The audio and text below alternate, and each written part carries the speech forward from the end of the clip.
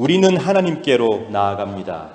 라는 제목의 말씀을 여러분께 전해드리겠습니다. 너무나 당연한 이야기를 잠깐 해보려고 합니다. 우리가 살고 있는 오늘은 어제와 깊은 관계와 연속성 속에 있는 오늘입니다. 우리의 오늘은 어제와 관련되어 있습니다. 내일은 또한 오늘과 연관되어져 있습니다.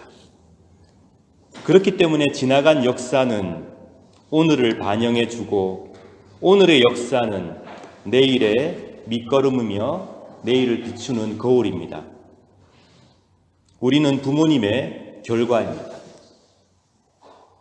그리고 우리 조상이 우리의 뿌리가 되었습니다.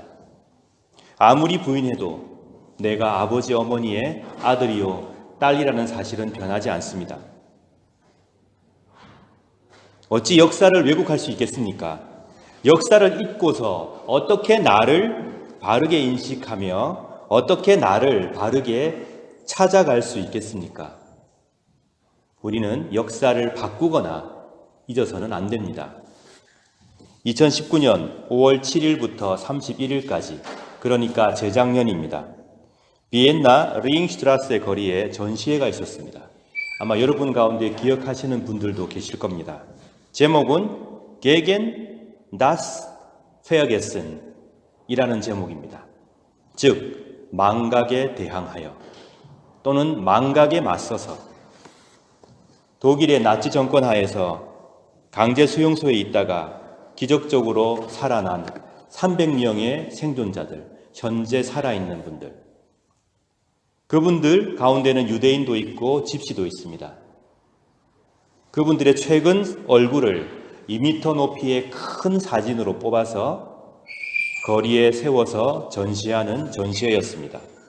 단지 비엔나에서만 했던 건 아닙니다. 유럽 많은 도시와 그리고 미국의 도시까지 약 300여 명의 얼굴을 그렇게 프린팅하여서 전시했던 것이죠. 80세, 90세, 100세가 다 돼가는 그분들의 얼굴이 거리에 크게 전시가 되었습니다. 비엔나는 약 80여 개의 큰 사진이 전시가 되었습니다. 독일 이태리계 사진작가고 영화 제작자였던 루이지 토스카노의 작품들입니다.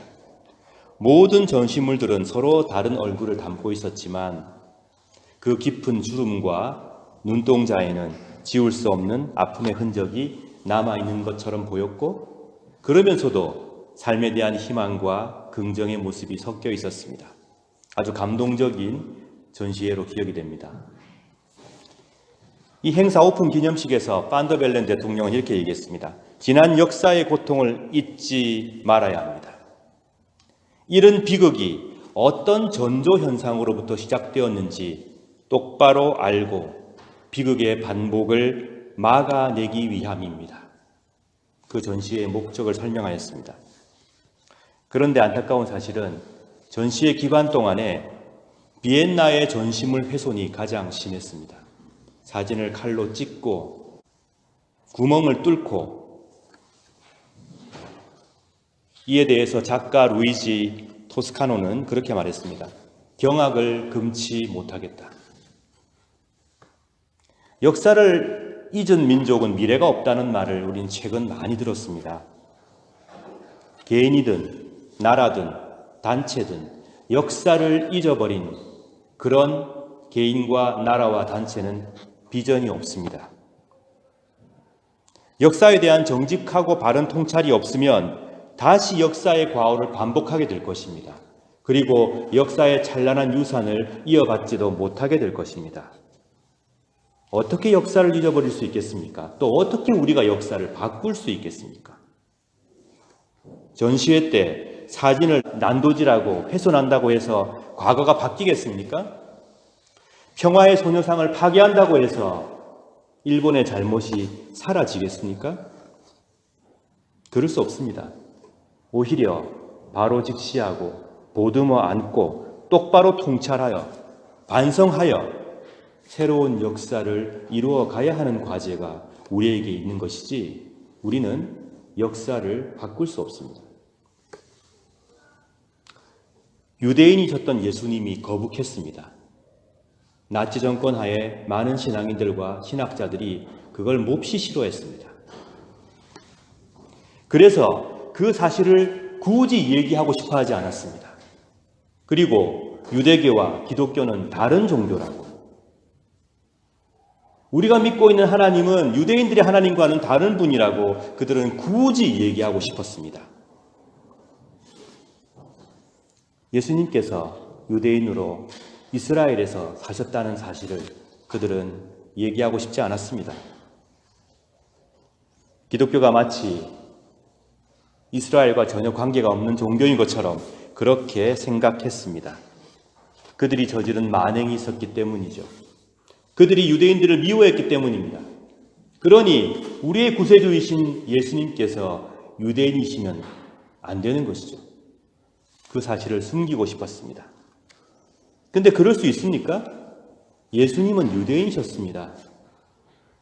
우리가 믿고 있는 하나님은 유대인들이 감사하며 섬기며 따르던 바로 그 하나님입니다.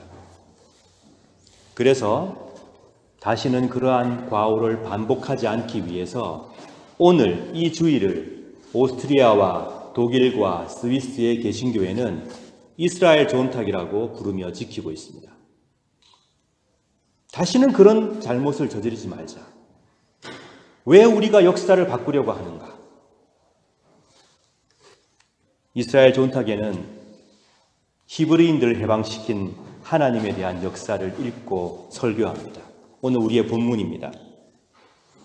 히브리인들, 억압받고 낮고 천대받았던 그들이 하나님에 의해서 부름받게 되고 해방을 경험합니다. 하나님께서 그들을 해방시키시고 그들에게 자유를 주시며 여호와를 섬기며 살 수 있는 당당한 권리와 땅을 허락하셨습니다. 그리고 유대인으로 이 땅에 오셔서 가난한 사람들, 병든 사람들, 소외당한 사람들, 이방인들을 구원하시고 그들을 통해 이스라엘을 부끄럽게 하시며 권력자들과 권세자들을 겸손하게 하시고 하나님의 나라와 정의와 사랑을 이루시는 바로 그 예수님에 대한 깊은 통찰과 믿음과 사랑을 가지는 것이 바로 이스라엘 존탁의 목적입니다. 오늘 본문 말씀에 하나님께서는 이제 갓 노예 생활에서 벗어난 히브리인들에게 모세를 통해 약속과 희망과 비전을 주시는 내용이 등장합니다. 오늘 이 말씀에 보게 되면 모세가 하나님의 부르심을 받고 산으로 올라갑니다. 거기서 하나님의 음성을 듣습니다. 너희 모두는 내가 어떻게 이집트에서 너희를 이끌어냈는지 보지 않았냐? 독수리가 마치 날개로 새끼를 실어 나르듯이 나는 너희들을 이끌어내었다. 내 목소리를 들어라. 내 언약을 지켜라. 그리하면 너희들은 모든 백성 중에서 나의 보물이 될 것이다. 온 땅의 백성이 다 내게 속해 있으나 너희는 나에게 제사장 나라와 거룩한 백성이 될 것이다. 이런 약속을 하셨습니다. 오랜 노예 생활에서 이스라엘이 히브리인들이 벗어났습니다. 그런데 그들은 아직도 노예 습성을 버리지 못하고 있었습니다. 역경과 고난이 닥치면 원망하고 좌절하고 자꾸만 옛날을 그리워하는 그들의 모습이 출애굽기에 등장합니다. 이렇게 나약한 히브리인들에게 하나님께서는 오늘 이 본문의 말씀을 전하신 겁니다.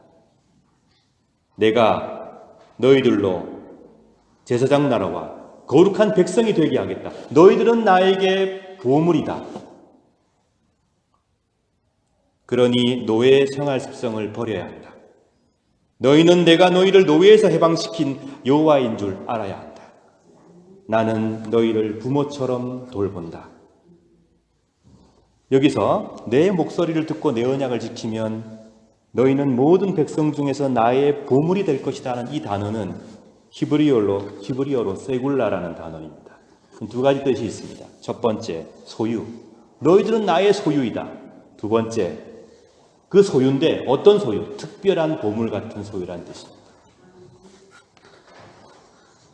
상상이나 할 수 있었겠습니까? 이런 대우를 받겠습니까? 노예 생활하면서 하층민으로 살면서 온갖 억압과 온갖 차별을 받아왔던 그들이 위대한 여호와의 보물이라니요. 그리고 이제 너희들을 통해서 내가 이 세상을 다스릴 것인데 너희들은 내게 제사장 나라가 될 것이라고 방금 노예 생활을 끝나고 나온 그들에게 하나님께서 말씀하셨습니다. 그들이 믿을 수 있었을까요? 이 말을? 만약에 저라면 진짜? 에이 설마 우리가? 저 사람이? 그런 반응을 보이지 않았을까? 그런 생각을 해봅니다. 그런데 하나님께서는요, 이 약속을 이루어 가셨습니다. 그리고 구약에서 히브리인들을 불러내어서 그들을 해방시키셔서 그들에게 자유인의 삶을 선사하셨던, 그리고 놀라운 비전과 축복을 주셨던 그 하나님께서 이제 독생 성자 안에 계시어 아들 예수님과 함께 낮은 자, 가난한 자, 병든 자, 죄인들, 이방인들을 죽음의 그늘에서 이끌어 내신 것입니다. 그리고 오늘날 성령께서는 교회를 돌보시고 민족과 나라와 사람들을 부르셔서 창조 세계의 회복과 죄악의 극복을 이루어 가시며 끊임없이 이 땅에 하나님의 정의와 사랑을 이루어가고 계십니다. 그것이 바로 우리가 성경을 통해서 만나는 히브리인들의 하나님, 성경을 통해서 만나는 예수 그리스도의 아버지 하나님, 그리고 삶을 통해서 만나는 삼위일체 하나님입니다. 이처럼 우리의 신앙은 히브리인들의 신앙적 경험과 맞닿아 있습니다. 우리의 신앙은 유대인으로 오셔서 죄인들과 병자들을 이끌어내시며 그들에게 하나님의 나라를 전파하셨던 예수님, 그 예수님을 따랐던 초대교회 신앙과 맞닿아 있습니다. 이들을 다 패싱하고 이들을 다 지나쳐서 우리가 하나님을 만나고 있는 것이 아닙니다. 이 모든 과정을 거쳐서 그 역사 가운데 우리는 하나님을 만나 뵙고 있습니다.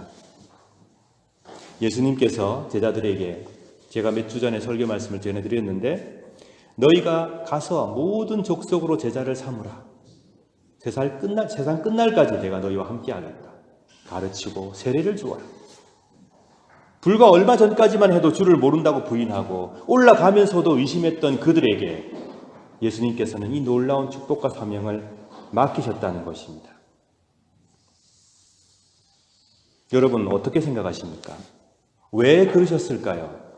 왜 약한 히브리인들, 종으로 살아서 여전히 노예 습성을 버리지 못하는 나약한 그들을 굳이 불러내셔서 하나님은 그들을 해방시키신 걸까요? 왜 그들에게 하나님의 놀라운 사명을 맡기시고 왜 그들에게 너희들은 내 보물이라고 말씀하신 걸까요? 의심하고 넘어지고 부인하고 쓰러지는 나약한 제자들을 통해서 모든 족속으로 제자를 삼으라고 말씀하시고 내가 끝날까지 함께하겠다고 왜 그렇게 말씀하셨을까요? 이유는 한 가지밖에 없습니다. 하나님이 그런 분이시기 때문에. 하나님은 그러신 분입니다. 연약한 자들의 울부짖음을 들으시고 그들의 고통을 외면치 않으시는 분, 세상의 권력자들을 부끄럽게 하시며 그들이 잘못 가고 있는 방향을 약한 자를 통해 보여주시며 그들을 돌이키게 하시는 분, 세상이 손가락질하고 버린 그 사람들을 모으셔서 그들을 통해 새로운 나라 역사를 이끌어 가시는 자비로운 분이시기에 하나님은 히브리인들을 부르시고 병자들과 가난한 자들과 소외당한 자들을 부르시고 그들에게 비전과 약속과 놀라운 사명과 축복을 허락하시는 것입니다. 우리는 이 사실을 결코 잊지 말아야 합니다. 이방인들을, 죄인들을, 가난한 사람들을, 병자들을 특히 히브리인들을 부르셔서 하나님의 역사로 초청하신 바로 그분께서 오늘 저와 여러분을 부르시고 저와 여러분을 보물처럼 아끼고 사랑해 주시며 저와 여러분을 통해서 하나님의 나라를 이루어가길 원하시며 저와 여러분을 하나님의 거룩한 제사장이 되게 하신 분, 그분이 바로 우리가 섬기고 있는 하나님, 성부, 성자, 성령, 삼위일체 하나님입니다. 그러므로 여러분, 하나님 앞에 서실 때에, 하나님께 기도를 할 때에 센 척, 가지고 있는 척, 아는 척, 여러분이 대단한 척 하지 마시길 부탁드립니다. 오로지 하나님께서 얼마나 우리를 아끼고 사랑하시는지에 대해서 깊이 감사하며 찬미하시길 축원합니다. 게겐 페어게센, 망각에 맞서서 슈타이겐 비어 히나업 주곳, 하나님을 향해 나아갑시다. 하나님을 향해 올라갑시다. 여호와 하나님의 성육신이신 예수 그리스도께서 어떤 자들의 친구이셨는지 깊이 생각하고 그 사실을 잊지 맙시다. 그들에게 선포하신 고귀한 하나님의 그 나라를 잊지 말고 우리 심장에 새깁시다. 그리고 늘 하나님 앞에서 코람데오, 늘 하나님 앞에서 하나님 외에는 의지할 것 없는, 그래서 하나님만 바라보는 그런 심정을 잃지 않고 겸손하고 절박한 자로 살며 또한 그런 자들의 친구로 살아갑시다. 가진 자들, 힘이 있는 자들, 사람들을 고통스럽게 하는 자들에게 하나님의 법과 정의가 무엇인지 드러내어 그들로 하여금 겸손히 하나님을 따르도록 합시다. 게겐 다스 페어게슨, 망각에 맞서서 기억하고 또 마음에 새겨 슈타이겐 힌하업 주고, 자비롭고 정의로우신 하나님을 향해 나아가며 올라갑시다. 하나님의 보물이신 여러분 모두를 통해 성삼위일체 하나님의 평화가 그리고 정의가 강물처럼 이 세상에 흘러 넘치길 축원합니다. 다 함께 말씀을 생각하시며 기도하겠습니다. 기도하실 때에 주님께서 세우신 이 귀한 빈 정동교회에 마음을 다해 봉사하는 교우들이 있습니다. 그 교우들의 모든 수고를 하나님이 축복하시고 그들의 수고에 위로와 은총을 베풀어 주시길, 그리고 우리도 모르는 사이에 괴로워하고 아파하는, 남에게 말할 수 없는 문제 때문에 괴로워하고 아파하는 성도들이 있습니다. 그리고 그런 이웃들이 있습니다. 그들의 기도를 응답하시고 그들에게 위로를 주시길, 우리나라의 평화와 오스트리아와 세계의 평화를 위하여, 그리고 지금도 여러 가지 어려움 속에 있는 나라와 그 사람들을 위하여 이 시간 다 함께 기도드리겠습니다.